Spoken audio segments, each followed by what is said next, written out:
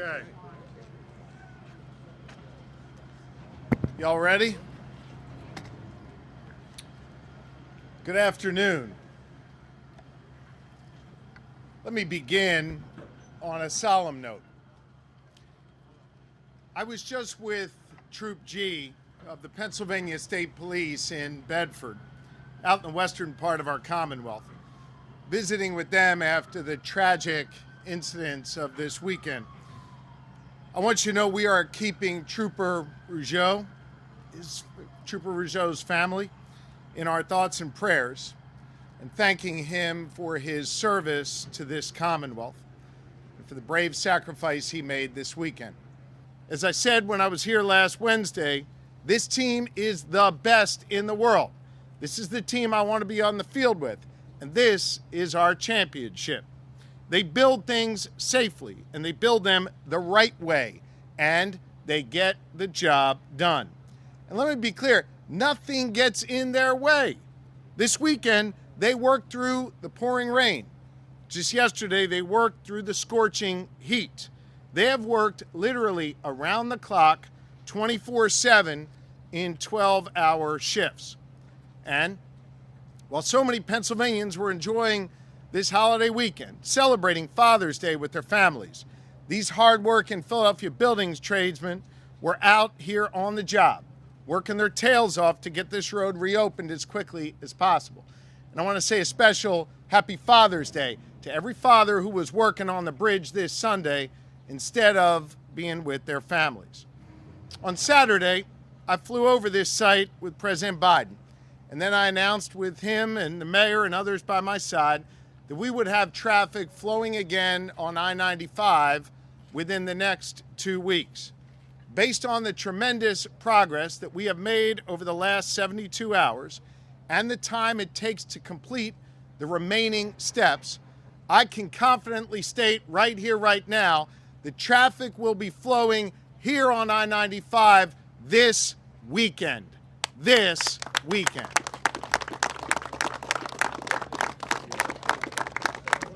We have moved with all possible speed and precision at every level of government. Let me again thank the President of the United States, the Secretary of the Department of Transportation, and all of our federal partners who have spared no resource to help us get this done.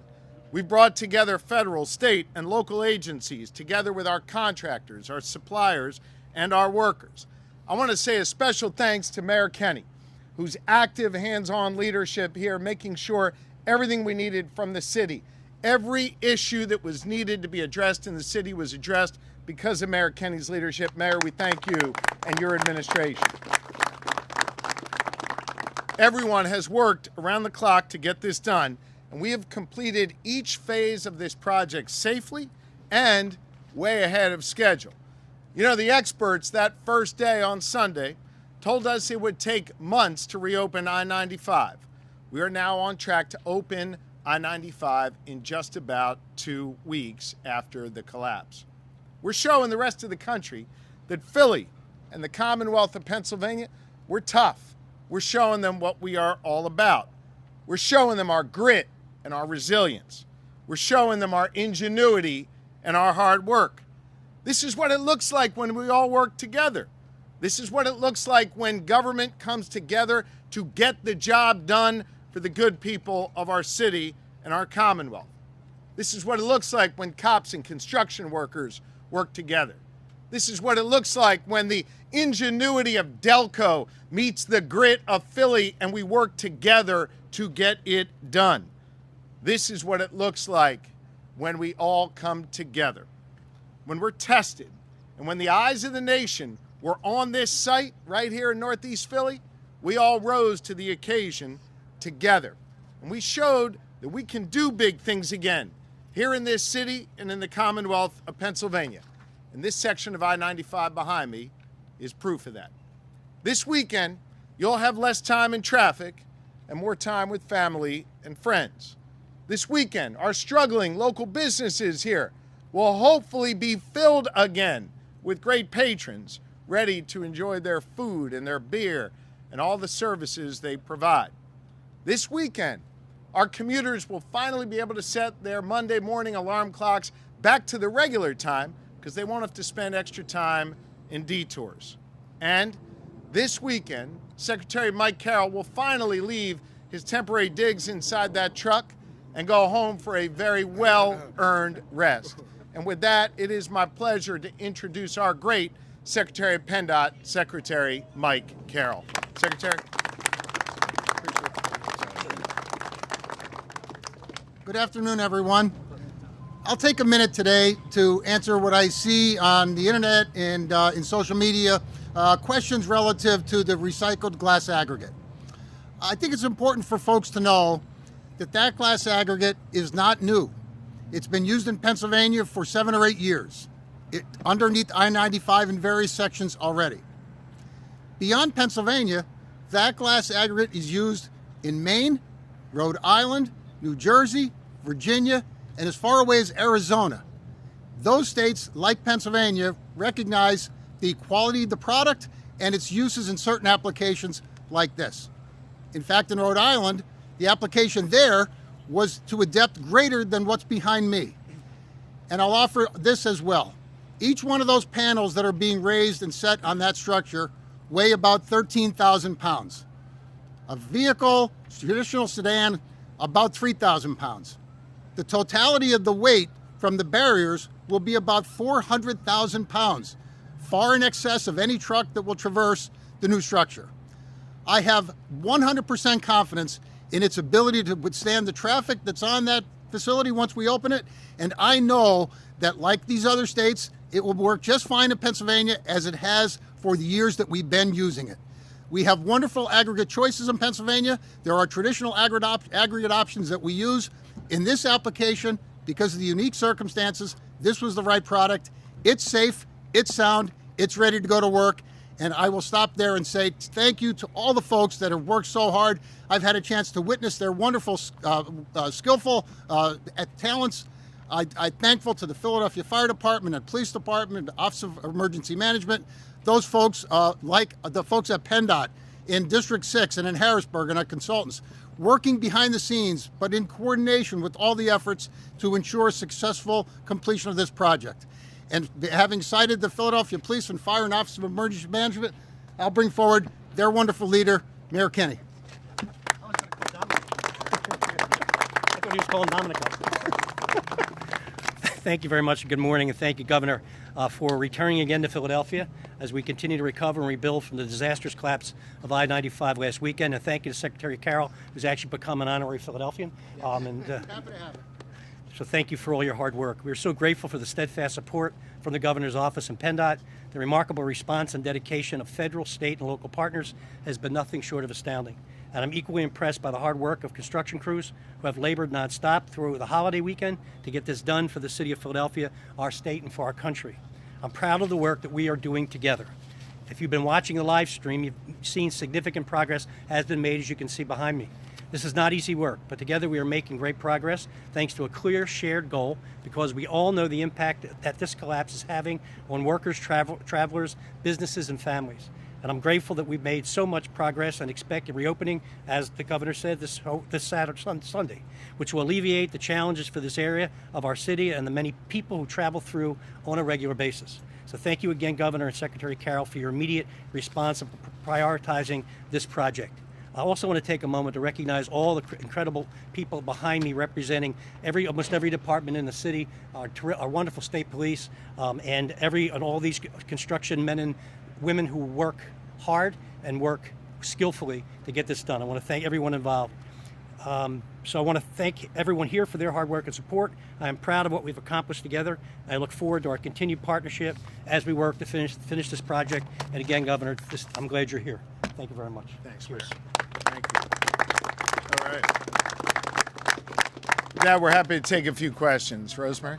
Can you pinpoint whether it's Saturday or Sunday or to be determined? It'll be this weekend. The paving is going to require about a 12-hour sort of window of weather. And so depending upon when we get that started, we'll be able to give you a more precise time this weekend. But we're confident we'll hit this weekend. Governor, can you talk about, this is obviously a temporary fix. Can you talk about a more permanent fix, what the timeline of that is going to be? PennDOT's already working on that. We're going to have 3 lanes north, 3 lanes south. Traffic's going to be flowing.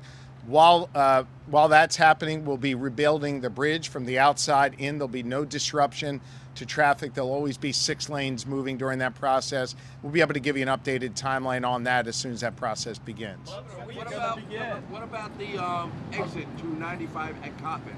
That's closed. Ridge Street is closed. We'll get that all reopened when the process is done. Tom, did you have a question? You're doing a great job. You're doing a great job. Thanks, brother. From the 26th Ward, 60 divisions, all west and south coast. Thank you. You're doing a great job. Thank you. Thank you. And we're up here too. Let me tell you something. You're doing a great These job. guys are doing a great job behind me. They're the ones. Great job. Thank you. Governor, can you say when the construction from the outside in is going to begin? We're going to And give we you love a, Kenny, too. we're going to, And we love Kenny too. we love Kenny too. And we love the troopers. As soon as we get this reopened, then we'll be happy to give you a timeline on the permanent bridge fix. Governor, do you have an update on the cost of all this? I heard Administrator Batt tell a Senate committee last week that $3 million they gave was about a 10% down payment, so that would be about $30 million. Let me give a kind of 40,000 foot, and then the secretary can correct anything I say wrong. Administrator Batt had estimated it's between $25 and $30 million. And the bottom line is the federal government, through the president, Administrator Batt, Secretary Buttigieg, have made clear they would cover the full cost. As soon as we have a full cost, we'll be happy to share that with you, or our federal partners will. Governor, I think everyone is surprised and pleasantly about the lightning speed this happened.